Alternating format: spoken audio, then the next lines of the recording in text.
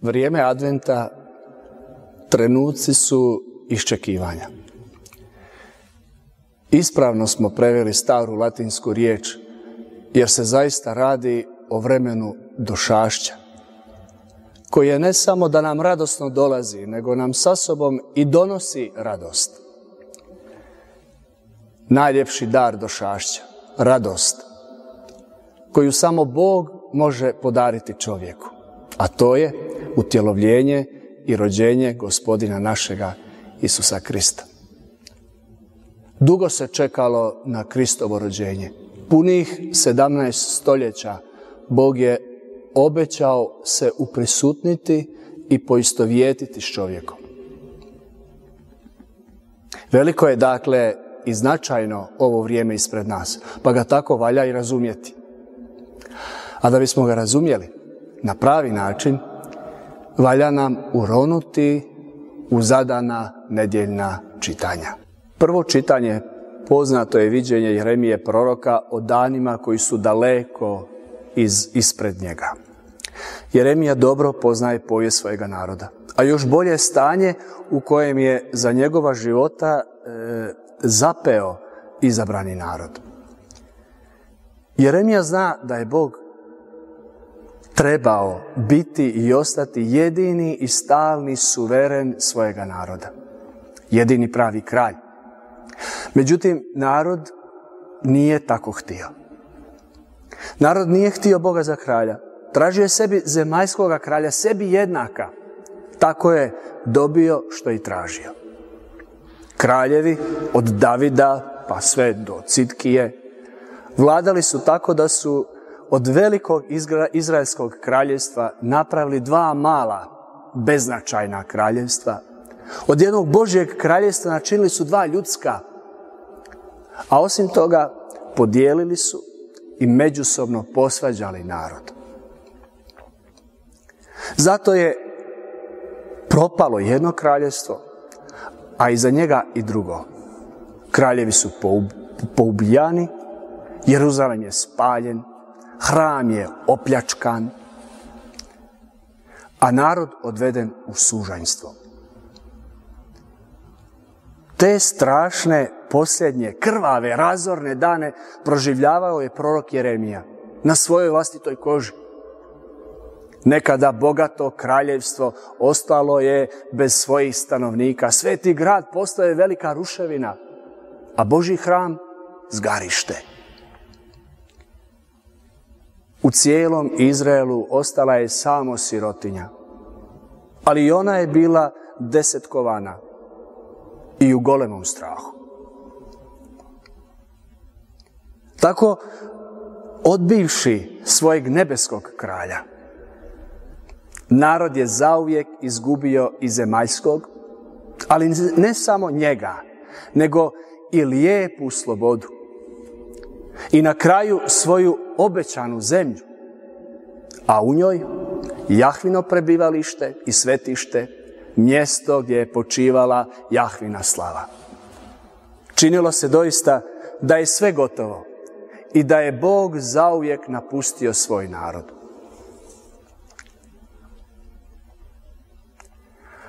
Ali tada dolazi Jeremiji riječ Gospodnja. Ne boj se, poručuje Bog. Evo spreman sam s Judom i s Izraelom, s ta dva mala kraljevstva koje su se razdijelila između sebe, učiniti novi savez. Spreman sam od dva podijeljena kraljevstva ponovno učiniti jedno, od dva zavađena brata, jednu izmirenu i složnu obitelj. Ipak, ovog puta na njegovu čelu neće biti David, nego Davidov zdravi izdanak, korijen, njegovo dobro sjeme. Za razliku od Davidova loša sjemena, koje je posve istrulo i dovelo narod do propasti, zdravo Davidovo sjeme obnovit će i preporoditi narod. Dok je staro i pokvareno sjeme dijelilo i rasipalo, novo će sjeme ujedinjavati i skupljati. Dok je staro sjeme ogrezlo u nepravdi, novo će procvjetati, kaže prorok, i proslaviti se pravdom. Dok je staro govorilo o pravici, a činilo svakojaki grijeh, novo će, čineći pravicu, posvetiti narod. Dok je staro sjeme dovelo sveti grad do uništenja, novo će ga obnoviti, tako da ga ni vrata paklena, kako kaže Novi Zavjet, neće savladati i uništiti.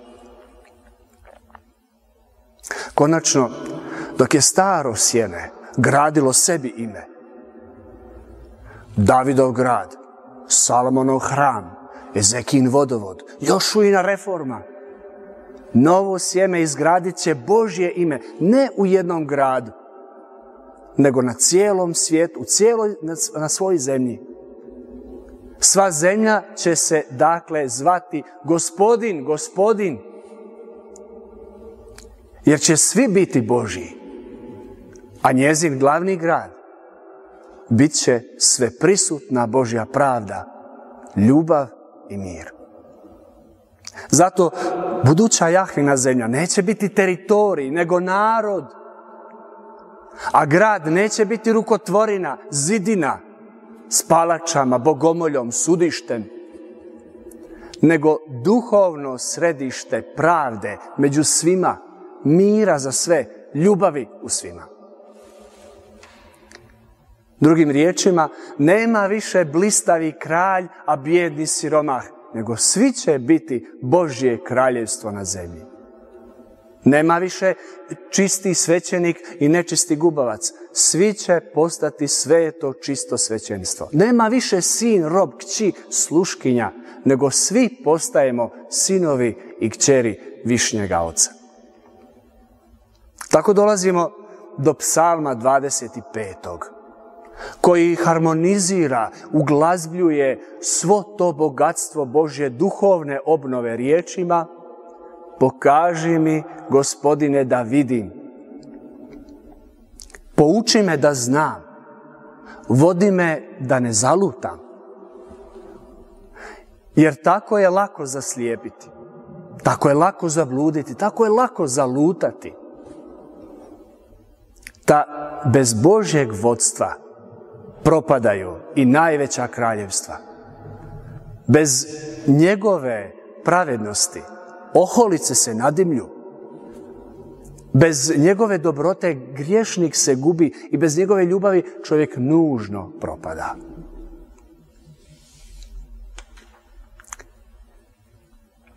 Tu teologija Božjeg kraljevstva nestaje, nego se nastavlja i u novozavjetnoj građi.